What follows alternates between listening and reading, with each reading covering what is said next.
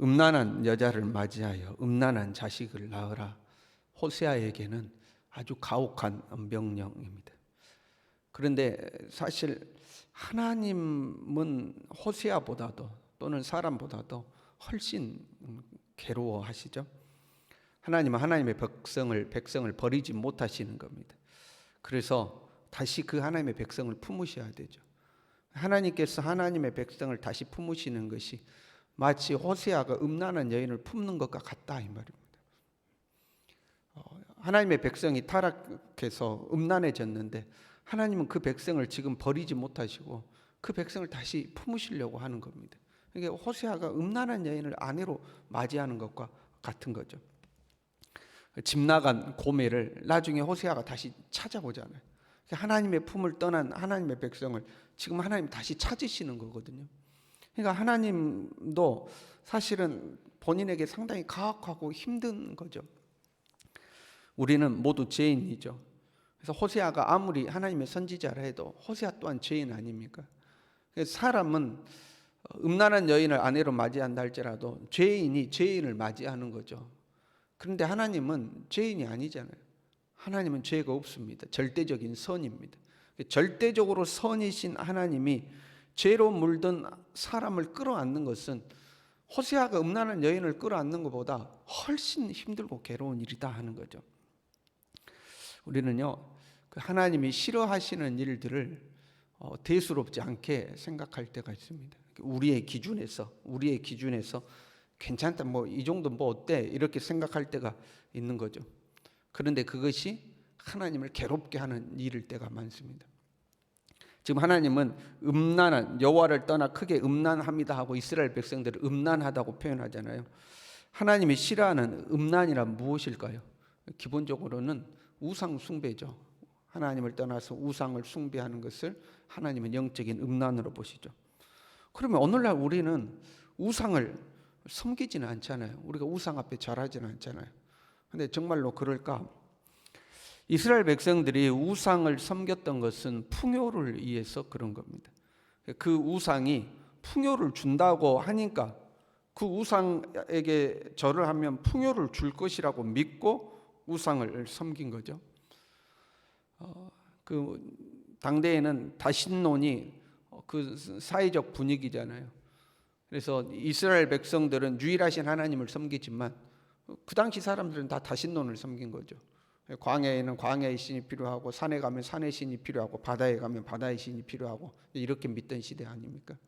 그 당대의 사람들은 여호와 하나님을 광야의 신이라고 불렀습니다. 광야의 신 또는 전쟁의 신이에요. 광야 40년 사는 동안에는 여호와 하나님이 필요한 겁니다. 그런데 가나안에 정착해서 보니까 거기서는 더 이상 광야가 아니잖아요. 농사 짓고 사는 곳이거든요. 농경의 신이 필요한 겁니다. 그 농경의 신, 가나안 원주민들과 주변 국가들은 뭘 섬긴가 가만히 보니까 바알도 섬기고 아세라도 섬기고 뭐 그런 거죠. 그리고 그들은 그 우상을 섬기면서 풍요를 누리더라 이 말이죠. 나는 농사를 어떻게 지을지도 모르고 있는데 그들은 농사도 잘 짓고 그 농사 지어서 풍년이 되고 하는 것은 바알도 섬기고 아세라도 섬기더라 이 말이에요. 그래서 이제 바알도 섬기고 아세라도 섬기고 우상을 섬기게 되는 거죠. 오늘날로 말하자면 절에 가면 복 받는다더라. 정말 봐봐, 절에 다니는 사람 복 받잖아. 그럼 나도 절하고 절로 가는 거죠. 절에 갔다가 야야야 성당 다니면 복 받는다더라. 그래? 그럼 이제 또 성당으로 가는 거죠. 야야 교회 가야 복 받는다더라. 그러면 또 이제 교회로 오는 거죠. 산에 가면 나무나 돌 붙들고 야 이 나무나 돌에게 절하면 복 받는다더라. 그럼 또 거기서 절하는 거고, 바다에 가면 누군지도 모르는 바다의 신에게 풍년을 기원하고 풍어를 기원하면서 거기 앞에 이제 절하는 거죠. 최대의 목적이 나에게 복이 오냐 안 오냐, 여기에 최대 목적이 있는 겁니다. 내가 절하는 대상이 누구냐, 그 신이 어떤 신이냐, 이건 별로 상관없어요. 나에게 복만 준다면 괜찮은 거죠. 나에게 복만 주면 괜찮아 하고 그 복을 쫓아가는 거죠. 그래서 우상을 이제 섬기는 겁니다. 신약으로 오면요, 이런 복을 쫓아가는 본질적인 마음, 그것을 이제 우상 숭배라고 하죠. 탐심은 곧 우상 숭배니라. 우상 숭배 하는 이유는 탐심 때문에 그러는 겁니다. 복을 탐하는 거죠. 그 탐욕 때문에 우상을 섬긴다는 거죠. 먹을 것과 입을 것이 있은즉 족한 줄로 알고 감사하며 살면 되는데 그게 안 되는 거죠. 사람은 더 좋은 것, 더 풍요로운 것, 더 즐거운 것, 그것을 이제 막 쫓아가는 겁니다. 그것이 하나님의 말씀을 떠난 길이라 할지라도 내게 풍요를 가져다 줄 수만 있다면, 내게 즐거움을 가져다 줄 수만 있다면 그 길로 가는 거죠. 그 탐심이 이제 우상 숭배가 되는 겁니다. 그러면 우리가 그래 탐심이 있다고 쳐요. 아니 있다고 친 게 아니고 탐심이 있어요. 인정해요. 그럼 우리가 탐심이 있는 것이 마치 호세아가 음란한 아내를 맞이해야 될 정도로 우리 자신이 그렇게 음란해지는 건가? 우리 자신이 그렇게 우상 숭배하는 것과 마찬가지로 타락한 것인가?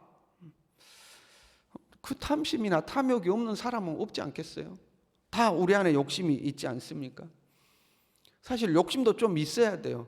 그 신앙생활도 욕심이 있는 사람이 더 열심히 합니다. 하나님 앞에 헌신도 막 더 열심히 해요. 근데 욕심이 없으면 헌신도 잘 안 합니다. 욕심이 필요하긴 해요. 그런데 그게 그 욕심이라는 것이 욕심뿐만 아니라 그 어떤 것이라도 하나님 안에서 존재해야 돼요. 하나님 안에 존재해야 그 욕심이 문제가 안 되는 거죠. 군대 가면 총기 관리를 엄격하게 하잖아요. 아침 저녁으로 총기 개수를 세 가지고 보고를 하고 그러거든요. 그 총기를 어떻게 사용해야 된다는 규정들이 다 있죠. 그 총기가 그 규정 안에서 사용되어야 안전하고 우리 자신을 지키는 무기가 되는 거예요.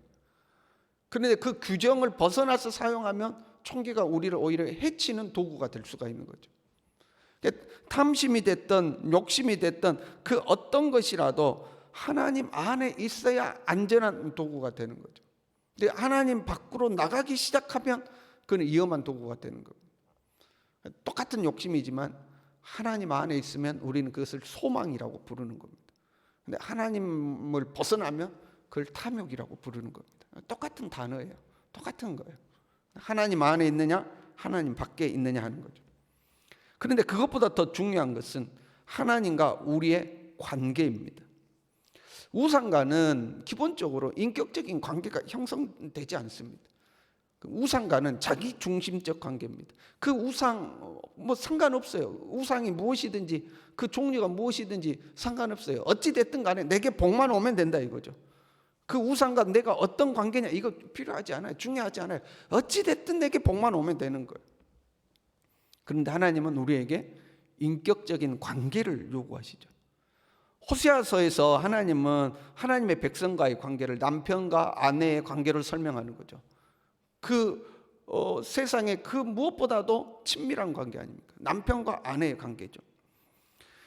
이 인격적인 관계에서 벗어나서 아무튼 나에게 복을 달라 이게 문제가 되는 겁니다. 당신하고 나하고 무슨 관계든 난 상관없다. 당신이 누구든 상관없다. 아무튼 나에게 복만 오면 된다. 이게 사실은 문제가 되는 겁니다. 우리가 결혼을 했어요. 그런데 남편과 아내가 니하고 나하고 무슨 관계인지는 상관없고 무조건 돈만 많이 벌어와라. 그럼 어떻게 되겠어요? 니하고 나하고 뭔 상관이냐? 일단 뭐 돈만 많이 벌어오라. 니 돈 많이 안 벌어? 그럼 남자 바꾸겠다. 아내 바꾸겠다. 그럼 이게 뭐가 되겠어요? 마치 꼭 그런 거거든요. 일단 나에게 돈만 많이 달라. 이 사람은 나한테 돈 많이 안 주네. 바꿔. 그럼 이 사람으로 바꾸겠어. 아니야, 저 사람이 돈 더 많대 가면 또 저리 바꿔. 이게 뭐가 되겠어요? 지금 이스라엘이 꼭 그런 모습인 겁니다. 우리는 하나님께 복을 받기를 원하죠. 하나님께 복을 받기를 원하죠. 그런데 막상 하나님이 복을 주시면 하나님을 위하여 살리는 하나예요. 남편이 돈을 많이 벌어왔어요. 그랬더니 아내가 그 돈을 가지고 남편과 자기 가족하고 보내는 게 아니고 딴 사람하고만 살아요. 남편이 돈을 많이 벌어왔더니 그 돈을 가지고 딴 사람하고 먹고 마시고 즐기는데 다 쓰고 자기 가족을 위해서는 쓰지 않아요. 더 나아가서 그냥 그걸로 딴 남자를 만나요. 그럼 이게 뭐가 되겠어요? 부부가 함께 돈을 벌었어요. 그러면 그 물질을 가지고 함께 가정을 세우고 함께 자녀를 양육하고 그리고 그 가족과 함께 기쁨과 행복을 누려야 되지 않겠어요? 근데 어린 자녀들은 굶주리고 있습니다. 헐벗고 있습니다. 그런데 자기 자신은 명품으로 치장하고 자기 자신만 막 즐겁게 살아요. 그럼 그게 어떻게 되겠어요? 말이 안 되잖아요. 하나님께서 우리에게 복을 주시면 우리는 그 복을 가지고 하나님의 나라를 위하여, 하나님의 공동체 아니에요, 하나님의 나라를 위하여 그걸 사용하면서 행복을 누려야 되잖아요. 그런데 주님의 일은 돌보지 않고 세상 나라를 위하여 세상 사람들과 사용하면서 행복을 누린다? 그 문제가 있잖아요. 문제가 있잖아요. 하나님과 인격적인 관계가 형성되지 않고 그냥 복만 달라 그러면 그게 우상 섬기는 것과 똑같은 거예요. 우상 섬기는 것과. 하나님 우리에게 인격적인 관계를 요구를 하시는 거죠. 하나님과 우리는 가족입니다. 부모와 자녀의 관계, 때로는 남편과 아내의 관계, 가족으로 하나님은 우리를 형성을 하시죠. 이 하나님을 우리가 우상처럼 대하면 안 되는 겁니다. 하나님과 나 사이에 뭐 관계는 아무 상관없고 이러든지 저러든지 아무튼 간에 나에게 복만 주십시오. 그럼 하나님을 우상처럼 대하는 거예요. 하나님은 우상이 아니잖아요. 하나님은 우리와 사랑의 관계를 원하시는 겁니다. 남편과 아내처럼, 부모와 자식처럼 사랑의 관계 속에서 하나님은 우리가 살아가기를 원하시는 거예요. 그런데 우리는 하나님을 우상처럼 대하는 거예요. 그건 모르겠고 일단 복을 주십시오. 그리고 복 주면 어떻게 해요? 그걸 가족을 위하여 쓰는 게 아니라 하나님의 공동체의 가족을 위해 쓰는 게 아니고 하나님은 젖혀놓고 또 세상으로 나가서 딴 사람, 딴 남자, 딴 여자에게 쓰는 거죠. 인격적 관계가 형성되지 않으면 하나님을 우상처럼 대하는 것이 됩니다. 저와 여러분이 하나님을 사랑하며 살 수 있기를 바랍니다. 부하든 가난하든 높아지든 낮아지든 하나님을 사랑하며, 하나님이 나를 정말로 자녀처럼 생각하시고 남편과 아내처럼 생각하듯이 나도 하나님을 그렇게 사랑하고 친밀히 여기고 주님과 그렇게 더불어 살아가는 우리 모두 될 수 있기를 바랍니다. 기도하겠습니다.